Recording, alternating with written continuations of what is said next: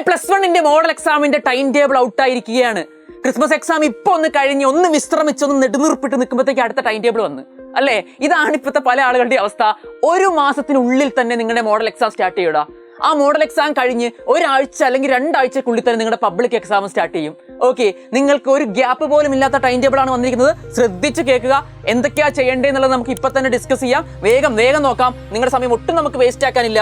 ശ്രദ്ധിച്ച് കേൾക്ക്. നമുക്ക് ഫെബ്രുവരി 17 എക്സാം സ്റ്റാർട്ട് ചെയ്യുന്നത്. ഫസ്റ്റ് ദിവസം തന്നെ ഇംഗ്ലീഷ് ആണ്, ഉച്ചയ്ക്ക് ശേഷമാണ്. ഹ്യൂമാനിറ്റീസുകാർക്കും സെയിം തന്നെ. ഫസ്റ്റ് ദിവസം ഇംഗ്ലീഷ്, ഉച്ചയ്ക്ക് ശേഷം. 18-ാം തീയതി തൊട്ടടുത്ത ദിവസം തന്നെ വെനസ്ഡേ ആയിട്ട് അന്ന് തന്നെ ഉച്ചയ്ക്ക് ശേഷം അക്കൗണ്ടൻസി ഉണ്ട്. അവിടെ നിങ്ങൾക്ക് ഒന്ന് റിവിഷൻ ചെയ്യാൻ കുറച്ച് രാവിലെ സമയം കിട്ടുന്നുണ്ട്. ഉച്ചയ്ക്ക് ശേഷം തന്നെയാണ് ഇത് അക്കൗണ്ടൻസിയും. ഹ്യൂമാനിറ്റീസുകാർക്കാണെങ്കിൽ ജിയോഗ്രഫിയും സോഷ്യോളജിയുമാണ് ആഫ്റ്റർനൂണിലുള്ളത്. ഇനി അടുത്ത ദിവസം എടുക്കാം, ഫെബ്രുവരി 19. സ്റ്റാറ്റിസ്റ്റിക്സ് എടുത്ത ആൾക്കാർക്ക് പിറ്റേ ദിവസം രാവിലെ പോയിട്ട് എന്ത് എഴുതേണ്ടി വരും? സ്റ്റാറ്റിസ്റ്റിക്സ് എഴുതേണ്ടി വരും. എന്നാൽ മാത്സോ പൊളിറ്റിക്സോ CA എഴുതിയ ആൾക്കാർക്ക് ഉച്ചയ്ക്ക് ശേഷം തന്നെയാണ് അവിടെ വരുന്നത്. ഗ്യാപ്പ് ഇവിടെ ഉണ്ട്. പക്ഷേ പിറ്റേ ദിവസം രാവിലെയും ഉച്ചയ്ക്ക് ശേഷവും എക്സാം ഉണ്ട്. അതായത് ഫെബ്രുവരി 20 നിങ്ങൾക്ക് രാവിലെ മലയാളമോ അല്ലെങ്കിൽ സെക്കൻഡ് ലാംഗ്വേജ് എഴുതി ഉച്ചയ്ക്ക് ശേഷം ബിസിനസ് പഠിക്കേണ്ടതായിട്ട് ഉണ്ട്. അപ്പോൾ ഈ ഒരു സ്ട്രീമുകാർക്ക് 3 എക്സാമാണ് അടുപ്പിച്ച് വരുന്നത്. ഒരു ഉച്ചയ്ക്ക് ശേഷം, രാവിലെ, പിന്നെ വീണ്ടും ഉച്ചയ്ക്ക് ശേഷം. ഓക്കെ, എന്നാൽ ഇവിടെയും അങ്ങനെ തന്നെ. ഇവിടെ രാവിലെ സ്റ്റാറ്റിസ്റ്റിക്സ് കഴിഞ്ഞ് അന്ന് ഉച്ചയ്ക്ക് ശേഷം പൊളിറ്റിക്സ്. ഓക്കെ, അതിനുശേഷം സെക്കൻഡ് ലാംഗ്വേജും ഹിസ്റ്ററിയും അടുപ്പിച്ച് ഫ്രൈഡേ വരുന്നുണ്ട്. ലാസ്റ്റ് ദിവസം 2 കോമൺ തന്നെ. സാറ്റർഡേ ഇക്കണോമിക്സ് ആഫ്റ്റർനൂൺ ആണ്. അപ്പൊ ഈ മോഡൽ എക്സാം നമ്മുടെ ഭാഷയിൽ പറഞ്ഞാൽ ഒരു സെമി ഫൈനൽ അല്ലെ, നിങ്ങളുടെ ഫൈനൽ എക്സാമിന് മുമ്പുള്ള ഒരു സെമി ഫൈനലാണിത്. ഇവിടെ നിങ്ങൾ സീരിയസ് ആയി എടുക്കണം.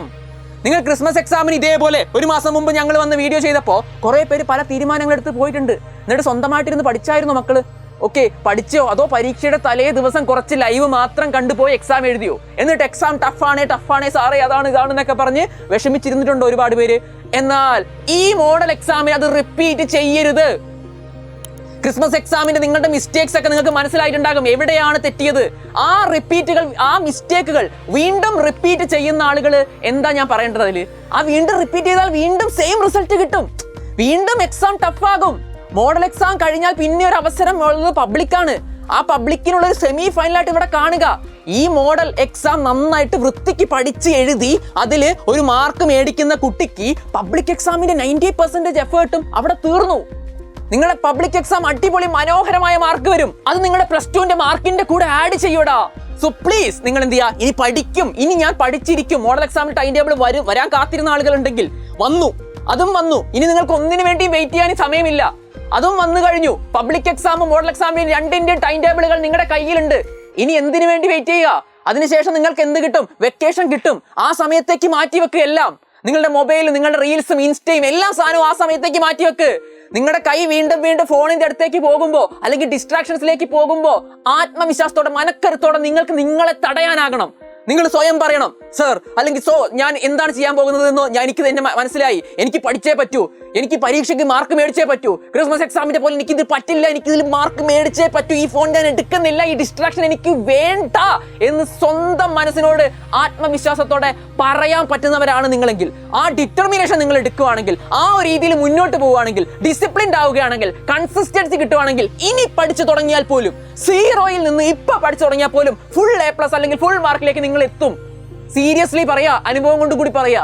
ഓക്കെ, ലാസ്റ്റ് നിമിഷങ്ങളിൽ ആത്മവിശ്വാസത്തോടെ, ആത്മാർത്ഥതയോടെ, സിൻസിയർ ആകണം. സ്വന്തം ആത്മാർത്ഥത, വേറെ ആൾക്കാരോട് വേണ്ട. നിങ്ങളോടാണ്. ഈ റിസൾട്ട് നിങ്ങൾക്ക് സ്വന്തമാണ്. ഇതിൽ നിന്ന് എന്ത് റിസൾട്ട് കിട്ടിയാലും, എന്ത് ബെനിഫിറ്റ് കിട്ടിയാലും അത് നിങ്ങളുടേത് മാത്രമായിരിക്കും. നിങ്ങളുടെ പാരന്റ്സിൻ്റെതും.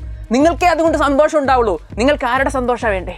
നിങ്ങൾക്ക് നിങ്ങളുടെ പാരന്റ്സിന് നിങ്ങളുടെ സന്തോഷം വേണ്ടേ? വേണമെങ്കിൽ ഇപ്പൊ തന്നെ പഠിച്ചു തുടങ്ങിക്കോളൂ. മോഡലും ഫൈനലും 2ഉം പഠിച്ചു തുടങ്ങിക്കോളൂ. നിങ്ങളുടെ കൂടെ ഒരു ബ്രദറായിട്ട് തന്നെ ഞാൻ കൂടെ ഉണ്ടാകും. അതുപോലെ ഞങ്ങളുടെ സപ്പോർട്ട് നിങ്ങൾക്കുണ്ട്. ബൂസ്റ്റർ ബാച്ചിൽ നിങ്ങൾക്ക് ജോയിൻ ചെയ്ത് കഴിഞ്ഞാൽ ഡെയിലി നൈറ്റ് റിവിഷൻസും കാര്യങ്ങളൊക്കെ ഉണ്ട്. സോ നിങ്ങൾക്ക് ഒറ്റയ്ക്ക് കുറെ പേർക്ക് ബുദ്ധിമുട്ടാണ് പഠിക്കാൻ. കാരണം കഴിഞ്ഞ ക്രിസ്മസിനും അങ്ങനെ പ്ലാൻ ചെയ്ത് നടക്കാത്തവരൊക്കെ ഉണ്ടെങ്കിൽ ദയവ് ചെയ്ത് നിങ്ങളിതാ ഈ ബാച്ചിൽ ജോയിൻ ചെയ്യൂ. കൊമേഴ്സിനുമുണ്ട്, ഹ്യൂമാനിറ്റീസിനുമുണ്ട് ബാച്ചിൽ. ഇതിപ്പോൾ ബാച്ച് അവസാനിക്കാൻ പോവുകയാണ്. ജോയിൻ ചെയ്യാൻ ആഗ്രഹിക്കുന്നവർ അല്ലെങ്കിൽ ബാച്ചിനെ പറ്റി അറിയാൻ ആഗ്രഹിക്കുന്നവരുണ്ടെങ്കിൽ ഈ വീഡിയോയുടെ അടിയിൽ ലിങ്ക് ഉണ്ടാകും. അതിനെപ്പറ്റി എൻക്വയറി ചെയ്യ്. അതിനെപ്പറ്റി എന്തൊക്കെയാണ് അതിന്റെ റിസൾട്ട്സ് നോക്കിയിട്ട് അതിൽ ജോയിൻ ചെയ്ത് അങ്ങനെയെങ്കിൽ അങ്ങനെ പഠിച്ച് മുന്നോട്ട് പോ. ഓക്കെ, ഇനി എന്ത് ചെയ്യരുത്? ലാഗ് ആക്കരുത്, ഇനി ലേറ്റ് ആക്കരുത്, ഇനി ഒന്നിനു വേണ്ടിയും കാത്തിരിക്കരുത്. നിങ്ങളോട് അത്രേ എനിക്ക് പറയാനുള്ളൂ. നമുക്ക് എന്ത് ചെയ്യാം? മറ്റൊരു വീഡിയോയിൽ കാണാം. അതുവരെ ബൈ.